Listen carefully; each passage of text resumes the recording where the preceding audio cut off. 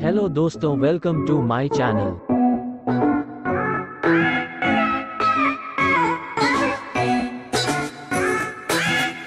परमेश्वर शैतान को क्यों नहीं नष्ट करता? क्या कारण है?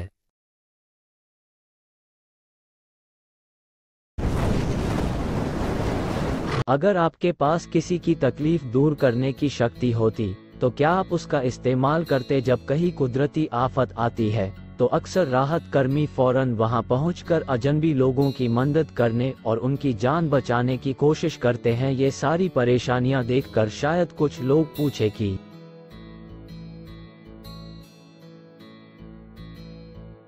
इंसानों पर इतनी दुख तकलीफें लाने वाले शैतान को परमेश्वर क्यों जल्दी नष्ट नहीं करता? इस सवाल का जवाब पाने के लिए कल्पना कीजिए कि अदालत में एक बड़ा मुकदमा चल रहा है। मुलजिम एक कातिल है जो किसी भी तरह सुनवाई रोकना चाहता है। वह दावा करता है कि जज अदालती कार्रवाई बेईमानी कर रहा है, इसलिए बहुत से लोगों को गवाही देने के लिए बुलाया जाता है।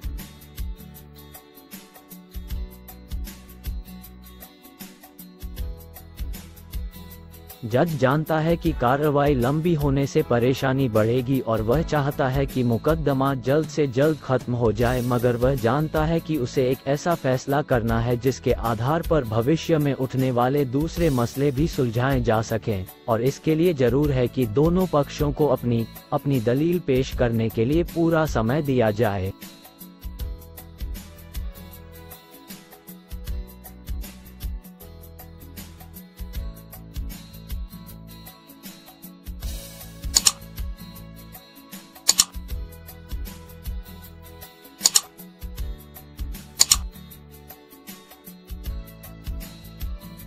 यह उदाहरण किस तरह उस आरोप से मेल खाता है जो इबलीस ने, जिसे अजगर, सांप और शैतान भी कहा जाता है,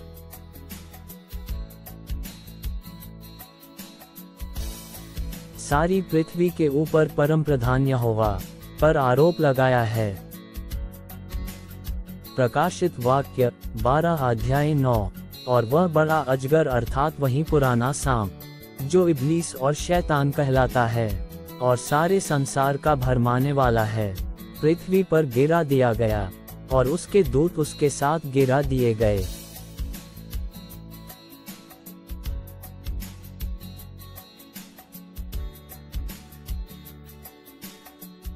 असल में इबलीस है कौन? यहोवा परमेश्वर के ऊपर क्या इल्जाम लगाए गए हैं? साथ ही परमेश्वर कब उसका नाश करेगा?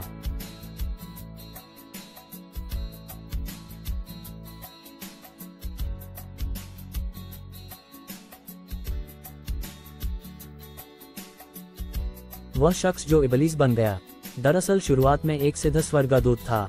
वह परमेश्वर के स्वर्गदूत में से एक था। अय्यूब 1 अध्याय 6। एक दिन यहोवा परमेश्वर के पुत्र उसके सामने उपस्थित हुए और उनके बीच शैतान भी आया।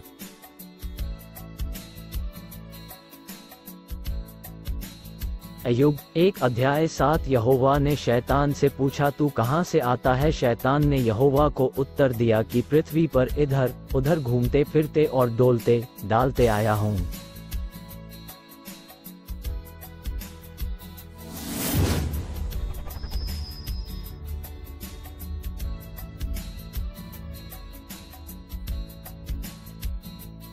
जब उस स्वर्गदूत के अंदर इंसानों से अपनी उपासना करवाने की स्वार्थी इच्छा पैदा हुई, तब उसने खुद को शैतान बना लिया। उसने हुकूमत करने के परमेश्वर के हक पर उंगली उठाई और एक तरह से यहाँ तक कहा कि परमेश्वर की आज्ञा मानने की कोई जरूरत नहीं।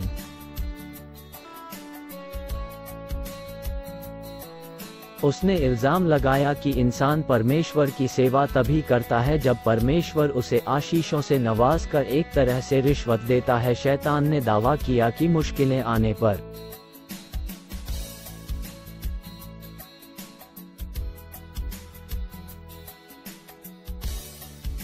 इंसान अपने सृष्टिकर्ता की निंदा करेगा। तब परमेश्वर ने अय्यूब पर भरोसा किया, जैसे ओ आदम पर किया था।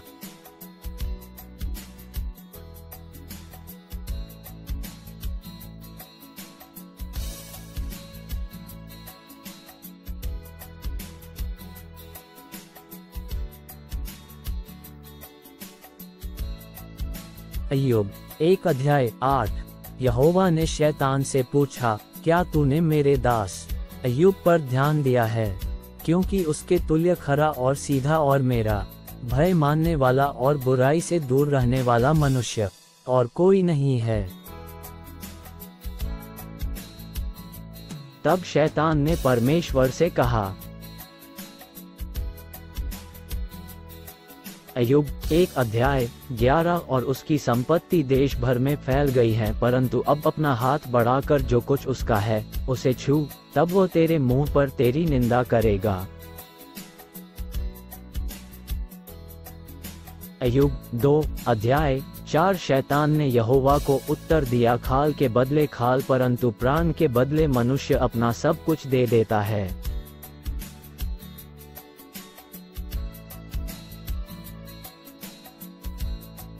अय्यूब 2:5। सो केवल अपना हाथ बढ़ाकर उसकी हड्डियां और मांस छू, तब वो तेरे मुंह पर तेरी निंदा करेगा।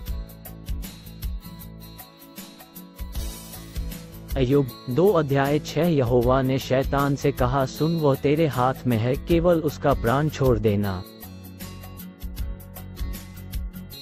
परम प्रधान यहोवा पर शैतान के लगाए इन इल्जामों का जवाब ताकत के बल पर नहीं दिया जा सकता था। सच भी है, अगर परमेश्वर उसी वक्त शैतान को नष्ट कर देता।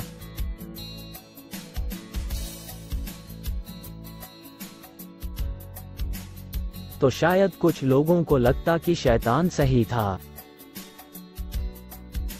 इसलिए परमेश्वर, जिसके पास सारे अधिकार है, उसने कानूनी कार्रवाई शुरू की ताकि सभी देखने वालों के सामने ये मामले साफ हो जाए।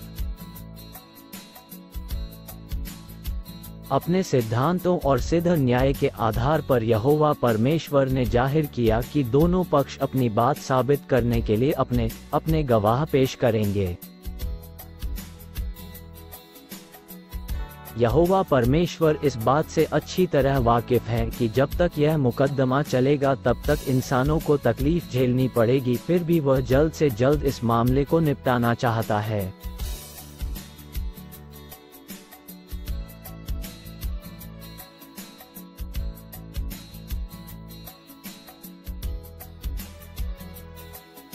बाइबल उसे कोमल दया का पिता और हर तरह का दिलासा देने वाला परमेश्वर कहती है।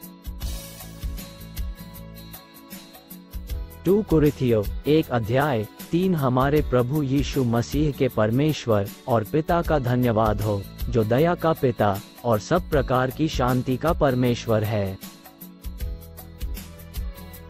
भजन संहिता 83:18। जिससे यह जाने कि केवल तू, जिसका नाम यहोवा है, सारी पृथ्वी के ऊपर परम प्रधान है। यह साफ है कि हर तरह का दिलासा देने वाला परमेश्वर न तो शैतान को जरूरत से ज्यादा जीने की मोहलत देगा और न ही उसके असर को हमेशा तक रहने देगा। दूसरी ओर परमेश्वर पूरे विश्व की अदालत में चल रहे इस मुकदमे के खत्म होने से पहले शैतान को नाश नहीं करेगा।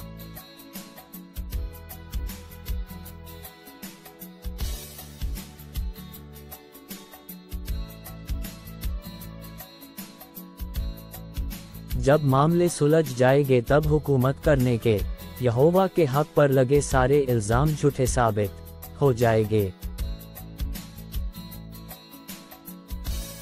शैतान के खिलाफ चल रहा यह मुकदमा हमेशा के लिए एक कानूनी मापदंड बन जाएगा, ताकि आगे अगर कभी ऐसा सवाल खड़े किए जाए तो शैतान के उदाहरण का हवाला देकर यह साबित किया जा सके कि सही कौन है, और यहोवा को फिर से किसी को मौका देने की जरूरत नहीं पड़ेगी।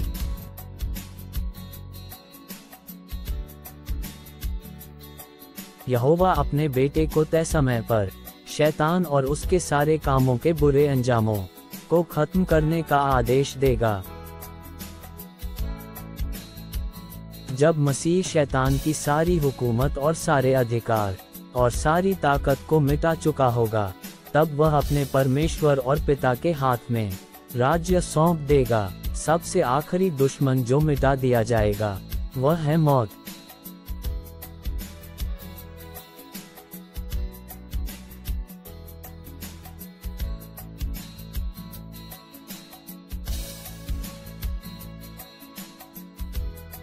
और जब यहोवा परमेश्वर को सभी मनुष्य जान जाएंगे कि उसी ने हमें रंचा और बनाया है,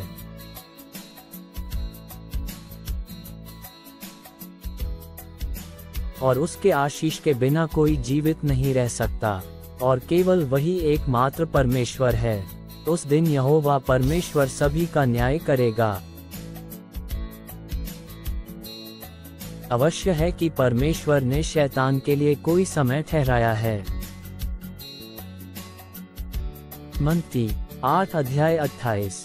जब वह उस पार गदरेनियों के देश में पहुंचा, तो 2 मनुष्य जिनमें दुष्टात्माएं थीं कब्रों से निकलते हुए उसे मिले, जो इतने प्रचंड थे कि कोई उस मार्ग से जा नहीं सकता था।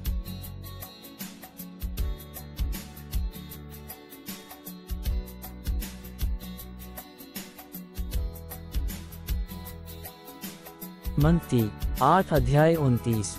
और देखो, उन्होंने चिल्लाकर कहा, हे परमेश्वर के पुत्र, हमारा तुझ से क्या काम? क्या तू समय से पहले हमें दुख देने यहाँ आया है?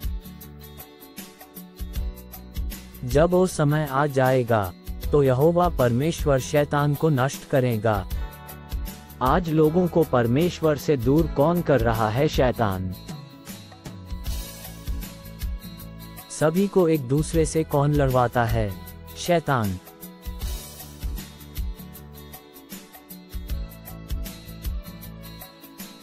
आज मनुष्य भूख से नष्ट हो रहे हैं, पर जीवन की रोटी को नहीं खाना चाहते। किसके कारण? शैतान। आज मनुष्य अपने बीमारियों के कारण मौत को गले लगा रहे हैं, पर जो मरे हुए को जीवित कर देता है, उसके पास जाना नहीं चाहते। किसके कारण? शैतान।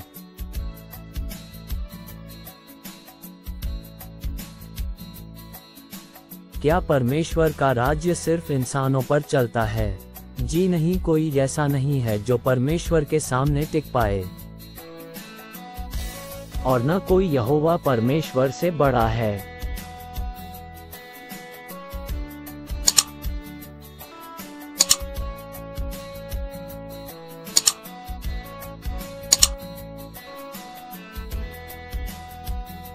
सेनाओं का यहोवा, जो सर्वशक्तिमान परमेश्वर है, जिसके जैसा ना तो कोई था, ना है, ना होगा।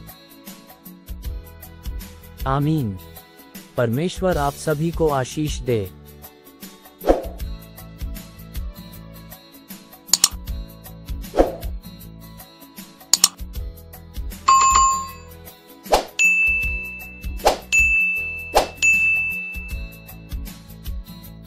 चलिए दोस्तों, फिर मिलते हैं नेक्स्ट वीडियो में। तब तक के लिए गुड बाय।